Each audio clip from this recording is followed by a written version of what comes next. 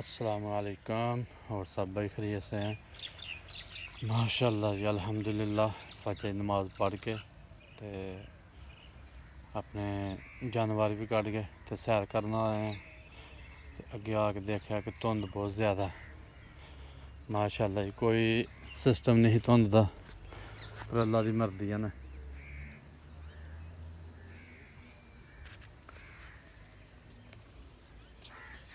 देख धुंध किन्नी है।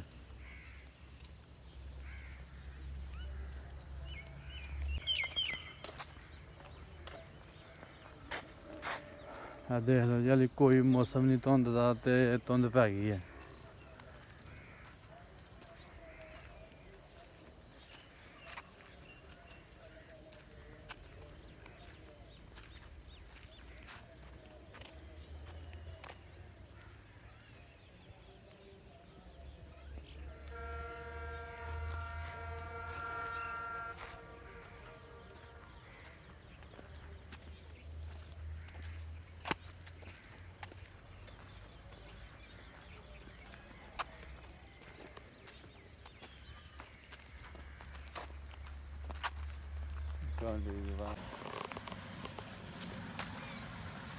लो जी, साढ़े को एक रूटर चलता पाया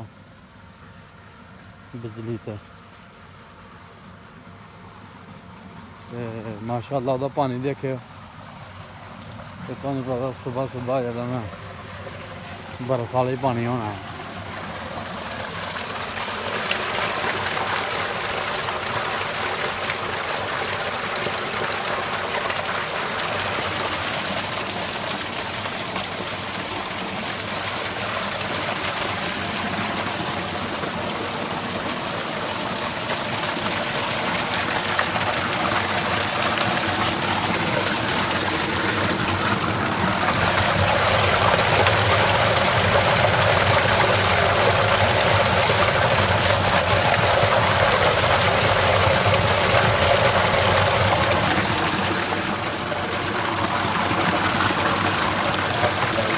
पानी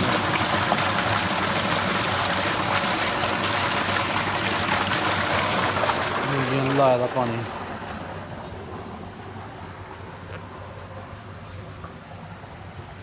लो जी, साड़ी सैर मुकम्मल हो गई है। असीं हुण वापसी चले हैं। तो तुहानू पता कि छोटा जिहा लेला ले दा 2-3 दिनों का ही, 8 दिनों का, हाँ जी 8 दिन का ही।